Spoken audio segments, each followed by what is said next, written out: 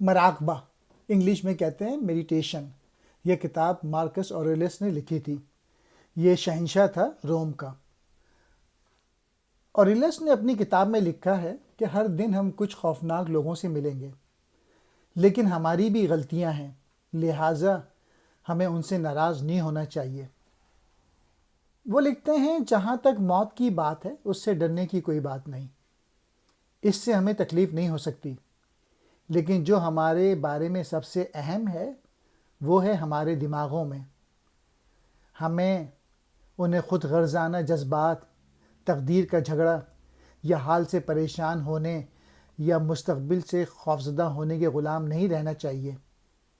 ہمیں شہرت یا خوش قسمتی کی ضمانت نہیں، لیکن ہم اپنے ذہنوں کو پرسکون اور چوٹ سے پاک رکھ سکتے ہیں جو خوشی اور تکلیف سے بالاتر ہے۔ آزادی ہمارے ذہنوں کا کنٹرول ہے۔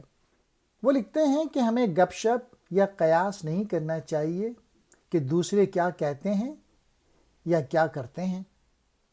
اگر ہمارے ذہن پرسکون ہیں تو ہمیں سکون اور خوشی ملے گی۔ وہ لکھتے ہیں موت کو یاد رکھیں اور اس بارے میں فکر کرنا چھوڑیں کہ لوگ کیا سوچتے ہیں۔ ماضی اور مستقبل کے بارے میں کم سوچیں کیونکہ آپ کی زندگی صرف حال میں پیش آتی ہے۔ وہ لکھتے ہیں زندگی بہت چھوٹی ہے، اسے شکایت کرنے میں ضائع نہ کریں۔ آپ کبھی نہیں جانتے کہ آپ کا کتنا عرصہ ہے، کوئی نہیں جانتا۔ آپ کل بس سے ٹکرا سکتے ہیں یا اگلے دن کبھی بھی بیدار نہیں ہو سکتے۔ زمین پر آپ کا وقت محدود ہے، ناقابل یقین حد تک محدود، تو اسے ضائع نہ کریں۔ وہ لکھتے ہیں کہ آپ اپنی تکلیف کے خود ذمہ دار ہیں۔ میں انگلش میں پڑھ دیتا ہوں۔ The only pain you suffer is the one you inflict upon yourself۔ وہ لکھتے ہیں کہ چیزوں کے ساتھ سمجھداری اور حقیقت پسندانہ طریقے سے اس طرح ڈیل کرنا جو نظریاتی غور و فکر کے بجائے عمل پر مبنی ہو۔ یہ کتاب بنیادی طور پہ مارکس کی ذاتی جریدہ ہے یا جرنل ہے۔ یہ خیالات کا ایک ریکارڈ ہے جو احتیاط سے مرتب کیا گیا ہے۔ مارکس اوریلس، آپ نے اسے فلم گلیڈیٹر کے بوڑھے آدمی کے طور پہ یاد رکھا ہوگا۔ وہ لکھتے ہیں کہ دوسروں کے ساتھ عزت کے ساتھ سلوک کریں، دوسروں سے بدتمیزی نہ کریں اور ان کے ساتھ احترام کے ساتھ پیش آئیں۔ یہ آپ کا فرض ہے کہ آپ اچھے انسان بنیں۔ وہ لکھتے ہیں اگر کوئی اور آپ پر ناراض ہے یا آپ سے نفرت کرتا ہے تو پریشان نہ ہوں۔ پرسکون اور ذہانت کے ساتھ رد عمل کا اظہار کریں۔ یہ آپ کا فرض ہے کہ آپ مشاہدہ کریں، پریشان ہوئے یا آپ سے ناراض لوگوں پر غصہ ظاہر کیے بغیر اپنے راستے پر چلیں اور جو کام آپ کے سامنے طے کیا ہے اسے ختم کریں۔ جب آپ رحم دل اور سچے ہیں تو یہاں تک کہ انتہائی سخت آدمی بھی آپ سے نرم ہو جائے گا۔ آپ کے ساتھ جو کچھ ہوتا ہے اسے قبول کریں۔ آپ کو شاید اس وقت بڑی تصویر نظر نہیں آ سکتی، لیکن کیا یہ ممکن ہے کہ یہ چیز جو آپ کو ناپسند ہے وہ آپ کی مدد کے لیے ہو؟ پچھلے واقعات پہ غور کریں جن کے بارے میں آپ کو برا لگتا تھا اور آپ دیکھ سکتے ہیں وہ کس طرح سے آپ کے لیے فائدہ مند ہیں۔ جب آپ مزاحمت کرتے ہیں تو آپ کا تناؤ دگنا ہو جاتا ہے۔ وہ لکھتے ہیں کہ درد کو قبول کریں کیونکہ مزاحمت صرف درد کو مزید خراب کرتی ہے۔ وہ لکھتے ہیں کہ اپنی تقدیر کو قبول کریں، اس سے لڑیں یا مزاحمت نہ کریں۔ یہ آپ کی زندگی زیادہ پرامن بنا دے گی۔ وہ لکھتے ہیں کہ پریکٹس نان اٹیچمنٹ، غیر منسلکہ کی مشق کریں۔ اس حقیقت کو قبول کریں کہ آپ اپنی زندگی میں چیزیں کھو سکتے ہیں، حالات مستقل طور پہ تبدیل ہوتے رہتے ہیں، لہٰذا اسے قبول کریں۔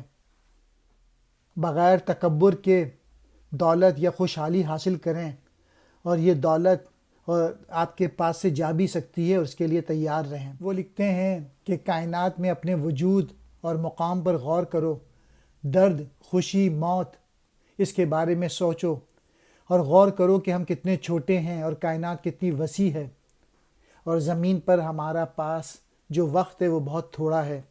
موت اور زندگی یہ ایک فطری حصہ ہے اور اس سے ڈرنے کی کوئی بات نہیں۔ لاشیں غائب ہو جاتی ہیں اور کچھ ہو جاتی ہیں، یادیں ختم ہو جاتی ہیں، اور یہاں تک کہ وہ جو آپ کو یاد کرتے ہیں وہ بھی جلد آپ کو بھول جائیں گے۔ یہ فطرت ہے، لہٰذا اس کے خلاف مت جائیے، اس کا خیر مقدم کریں۔ گپ شپ سے پرہیز کریں، دوسروں کی خرابیوں کی فکر نہ کریں۔ زندگی آسان ہے جب آپ معمولی باتوں اور دوسرے لوگوں کے ڈراموں سے اپنی فکر نہیں کرتے۔ دوسرے لوگوں کے معاملات میں دخل اندازی نہ کریں اور غیبت سننے کو بھی تیار نہ ہوں۔ اپنے دوستوں کے مفادات کا خیال رکھیں اور جاہل افراد کو برداشت کرنے کی کوشش کیا کریں۔ وہ لکھتے ہیں کہ انسان کتنی تکلیف سے بچتا ہے اگر وہ اس پہ غور نہ کرے کہ پڑوسی کیا کر رہا ہے یا کیا سوچتا ہے، صرف اس پہ توجہ دیں کہ آپ خود کیا سوچ رہے ہیں۔ ہمیشہ سچ بولیں اور اپنے اقدار پہ قائم رہیں۔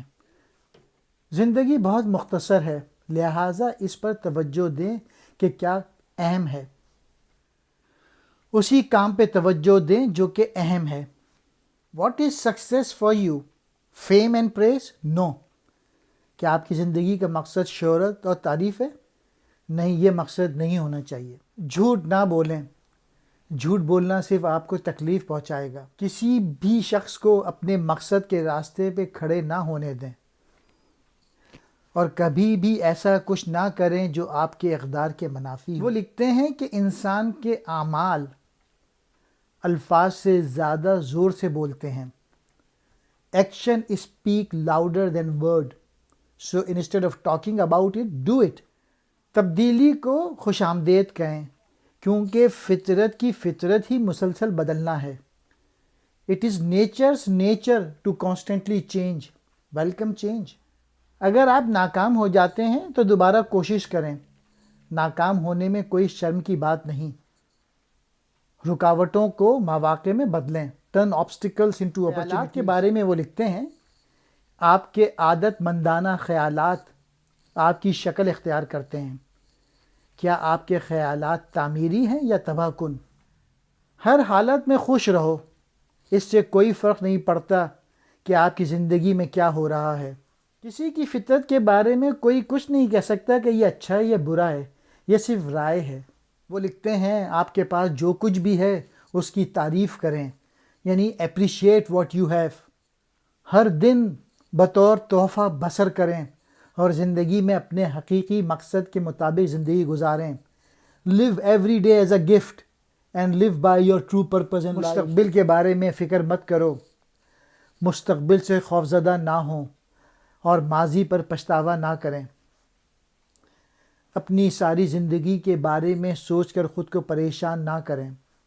ان لوگوں کے بارے میں سوچو جو آپ سے پہلے آئے تھے، جنہوں نے چیزوں کے بارے میں شکایت کی تھی وہ چلے گئے، لہٰذا اپنی سانسوں کو بچائیں، کیونکہ شکایت کرنے سے آپ کو کوئی فائدہ نہیں ہوگا۔